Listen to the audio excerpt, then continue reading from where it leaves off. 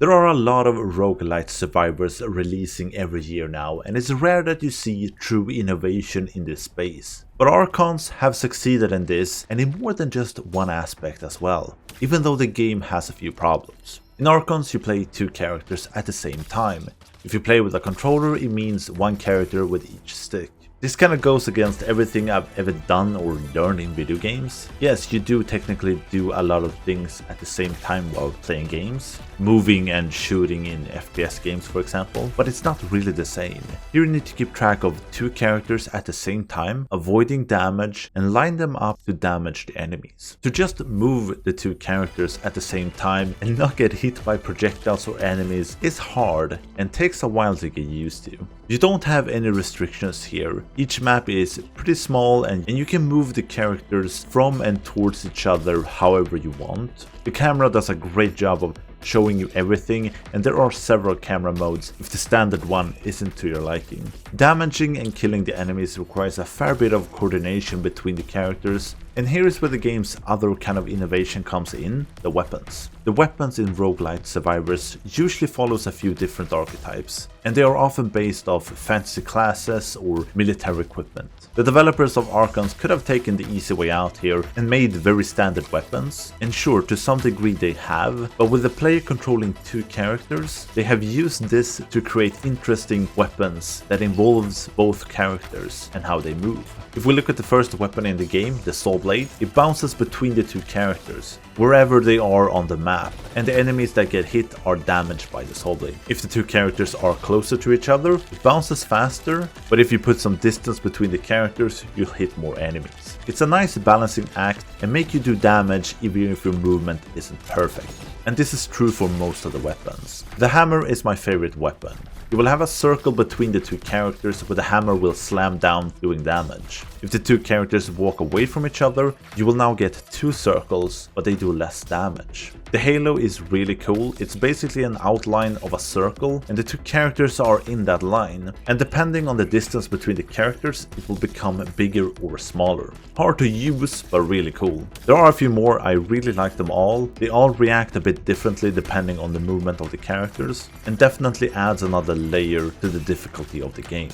The enemy design is pretty generous, and it kind of has to be. In the beginning of a level, the only way the enemies can damage you is by walking into you or you walking into them.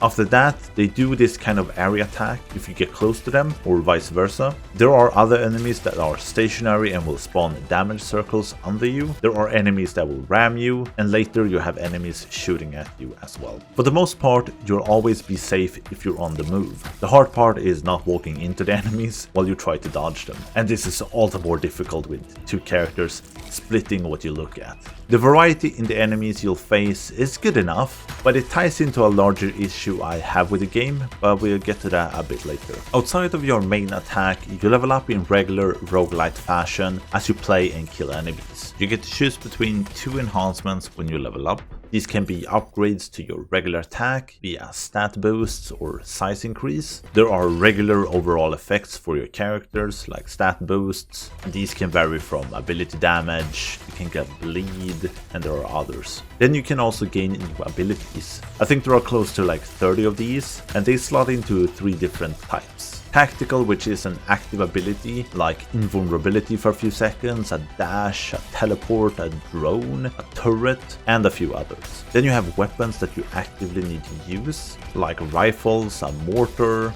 tank, a bomb, and a few more. And finally you have passive abilities. These vary between a damaging aura, a fence that will replace down between the two characters and damaging every enemy that walk through it. The characters gain swords that attack enemies that get close, lightning strike that strikes random enemies, and a few others. These passive ones can also be upgraded outside of runs, making them a lot better. I like most of the options here, but some are definitely more powerful than others. Like the tank is crazy, also being able to negate all damage for a few seconds is amazing. The teleport I didn't really find useful, nor the bomb that you can place down, but there are definitely more I like than dislike.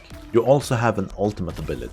There are 3 in the game, and they all serve kind of a different purpose, and I kind of like this. You can choose which one you want to bring with you on a run depending on what you struggle with. The first one you get is called Archon. It combines your 2 characters into one, and you do massive damage for a few seconds before you get split apart again. It can only be used once per run. By the very end of the game, you also get the ability to use 2 main weapons going into a run. This makes the game quite a lot easier, but it is late in the game. I'm a bit split on this. It changes the game quite drastically with how much easier it gets, but there is also a hard mode you unlock when you beat the final boss, so you can play through the whole game again from scratch, and it's much harder. But let's talk a bit about the game's structure, which is also my biggest problem with the game. There are only 3 stages in the game.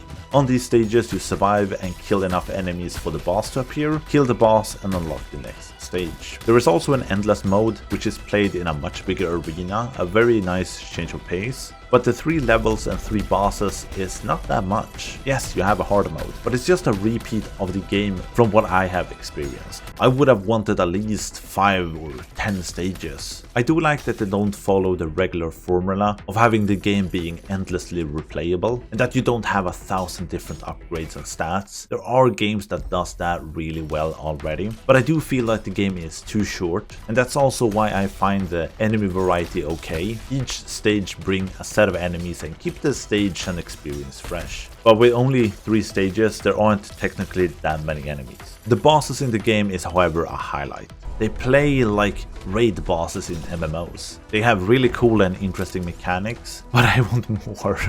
Don't get me wrong, the game is hard. Playing 2 characters at the same time is hard, and the second stage took me a bunch of tries, but I have beaten the game and unlocked everything in about 5 hours. There is quite a lot to unlock in the game, but the game is also generous in giving you the required resources. You get XP by just playing, and it can be used to unlock weapons and abilities. Crystals can be obtained on stages and can be used to unlock passive buffs. And then you also have gems. These are also obtained on stages and can be used to improve the abilities. Everything within these systems are fairly standard roguelite stuff, but as I mentioned, you get them often and you almost always have something to unlock or improve at the end of a run, which is nice. The game do support co-op, which is worth mentioning, as this will make the game a lot easier. Only have to focus on one character makes the game a breeze. But I like that I included it. There are 2 characters in the game after all. I think this is a really cool game and adds a difficulty layer I've never thought of before,